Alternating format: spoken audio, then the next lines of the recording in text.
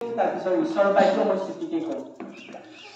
প্ৰভু ঈশ্বৰ ধন্যবাদ দিওঁ আপোনাৰ পবিত্ৰ নামক কৰিবলৈ স্তুতি আৰাধনা কৰিবলৈ যি সুযোগ সুবিধা প্ৰভু দিলে প্ৰভু ধন্যবাদ দিছোঁ। প্ৰভু আপুনি মোক ব্যৱহাৰ কৰিছে এই সময়টো কৰিব যাতে আপোনাৰ বাক্যৰ যোগেদি আমি সকলোৱে যেন আপোনাক জানিব পাৰিম। প্ৰভু সকলোকে আপুনি আশীৰ্বাদ কৰিব ত্ৰাণকৰ্তা যীশুৰ নামত অৰ্পণ কৰিছোঁ। আমেন। বাইবেলত লিখা আছে এইদৰে, এইটো বাইবেল পঢ়াসকলৰ কাৰণে বহুত বিখ্যাত হয়। বাইবেলত কৈছে, কাৰণ ঈশ্বৰে জগতক ইমান প্ৰেম কৰিলে যে তেওঁৰ একমাত্ৰ পুত্ৰকে দান কৰিলে, যাতে যিকোনোৱে তেওঁক বিশ্বাস কৰে তেওঁ নষ্ট নহয় কিন্তু অনন্ত জীৱন পায়। মই আপোনালোকক আজি ক্ষমাৰ বিষয়ে কিছুমান কথা ক'বলৈ বিচাৰিছোঁ। মহাৰাষ্ট্ৰ আৰু কেৰেলা এই দুটা ঠাইত আমাৰ ভাৰতত বিশেষকৈ আটাইতকৈ মানুহ সুইচাইড কৰে, আত্মহত্যা কৰে। বেছিভাগ কেলে জানেনে? বেছিভাগ মানুহ এইকাৰণে সুইচাইড কৰে কাৰণ তেওঁলোকৰ যিটো ধাৰ, যিটো ঋণ চৰকাৰৰ ওচৰত আছে দিবলৈ, তেওঁলোকৰ উপায় নাই দিবলৈ। তেওঁলোকে সেইকাৰণে কি কৰে, দিব নোৱাৰে। তেওঁলোকে যিটো সহজ উপায়টো কি কৰে, তেওঁলোকে আত্মহত্যা কৰে।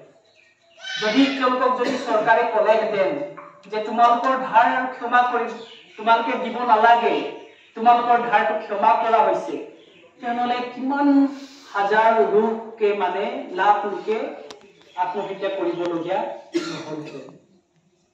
আজি আমি আমাৰ কাৰাবন্দী আমাৰ ভাইসকলকো যদি আজি আপোনালোকক ক্ষমা কৰে, চৰকাৰে আজি তোমালোকক কৈ দিয়ে ক্ষমা কৰি দিলো, তোমালোকে আৰু যোৱা, তেনে কিমান এটা ডাঙৰ আনন্দ এটা আমাৰ কাৰণে হ'ব।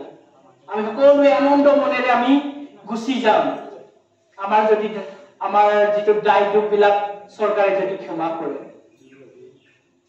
কিন্তু আমাৰ ক্ষমা, চৰকাৰৰ ক্ষমাৰ মাজত আৰু ঈশ্বৰৰ ক্ষমাৰ মাজত তথাপিও পাৰ্থক্য আছে। যেতিয়া আপোনালোকে ইয়াৰ পৰা কিছুমানে হয়তো কয়দী হিচাপে ৰেহা হৈ গুচি যাব পাৰে, কিন্তু আপোনালোকৰ হয়তো ৰেকৰ্ড থাকি যাব।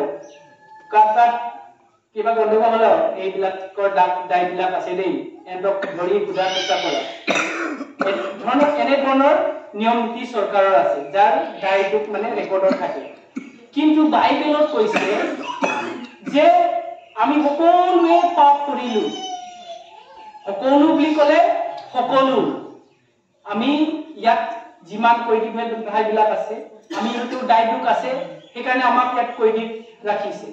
কিন্তু কোনো এজনে কৈছে যিবিলাকক ধৰা পৰিছে তেওঁলোক ইয়াত আছে, কিন্তু ধৰা নপৰাবিলাক চবেই বাহিৰত আছে।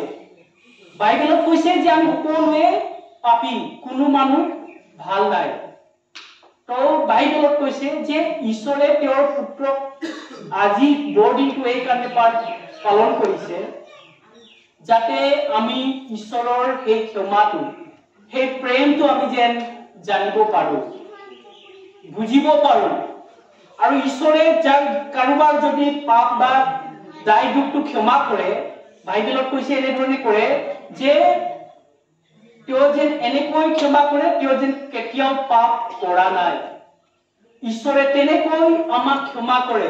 আৰু এই বৰদিনত আমি এইকাৰণে আজি আমি বৰদিনটো, বৰদিন বুলি ক'লে মানে কি হয়, বৰ মানে ডাঙৰ, ডাঙৰ দিন। ডাঙৰ দিন মানে কি? কাৰণ আমাৰ যিমান আমি দায় দুখী সকল, যিমান আমি আমাৰ ঠাই ঈশ্বৰ আমাৰ দায় দুখটো ল'বলৈ আহিছে। আপোনাৰ আৰু মোৰ দায় দুখটো ল'বলৈ ঈশ্বৰে আজিৰ এই দিনটোত জন্ম লৈছে। বাইবেলত কৈছে, আপোনালোকে কৈছে আনেনে, আমাৰ দায় দুখবিলাক, পাপবিলাক, টকা পইচা, সোণ মুকুতাৰে এইটো ক্ষমা হোৱা নাই। এইটো কেনেকৈ ক্ষমা হৈছে কৈছে, নিষ্কলং মানে একো মানে বিশুদ্ধ তেজেৰেহে আমাৰ পাপবিলাক ক্ষমা হৈছে। আৰু ঈশ্বৰ সেই বাৰ্তাটো আজি দিবলৈ এই বৰদিনটো আনিছে। প্ৰিয়সকল, বাইবেলত এইদৰে কৈছে, ভাল মানুহৰ কাৰণে হয়তো কোনোবাই নিজৰ প্ৰাণটো দি দিব পাৰে, ভাল মানুহৰ কাৰণে কোনোবাই হয়তো নিজৰ প্ৰাণটো দিব পাৰে, হয়তো নালাগে তুমি যাব নালাগে মই জেলত যাম তোমাৰ ঠাইত বুলি কোনোবাই ক'ব পাৰে, কিন্তু যিজন বেয়া তাৰ কাৰণে ভালে হ'ল এনেকাহে ক'ব।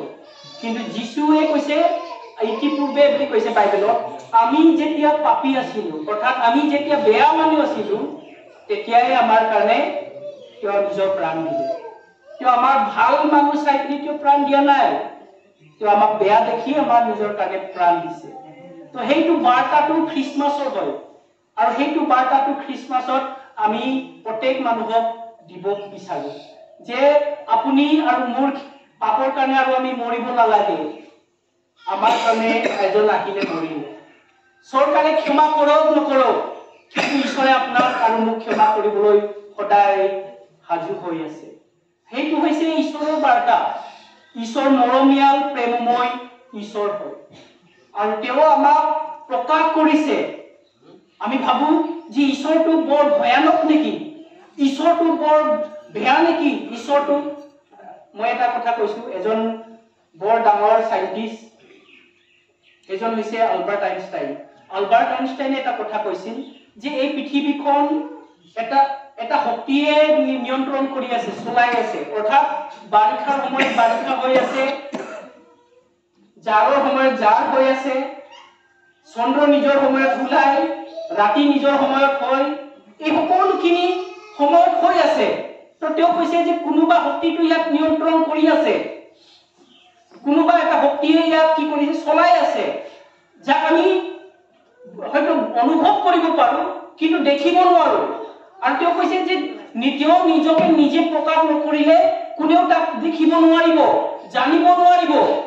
বাইবেলত কৈছে যে প্ৰভু যীশু খ্ৰীষ্টই ঈশ্বৰক প্ৰকাশ কৰিছে এই জন্মদিনত, যাতে সেই শক্তিক আমি যেন দেখিব পাৰিম, তেওঁৰ প্ৰেমক তেওঁৰ পৰিত্ৰাণক আমি বুজিব পাৰিম। সেইটো হৈছে আমাৰ খ্ৰীষ্টমাছৰ বাৰ্তা।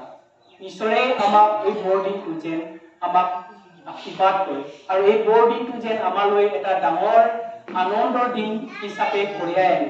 কেনেকৈ আনন্দৰ দিন হ'ব? যেতিয়া আমি জানিম যে আমাৰ পাপটো, আমাৰ দায় দুখটো ঈশ্বৰে ক্ষমা কৰিলে। আপোনাৰ প্ৰিয়জনে কৰক নকৰক, ঈশ্বৰে সদায় কৰিবলৈ সাজু আছে। এইটো হৈছে বৰদিনৰ বাৰ্তা। ঈশ্বৰে আশীৰ্বাদ আৰু অনুগ্ৰহ কৰক এই ছুটি বাইকৰ যোগেদি। ধন্যবাদ।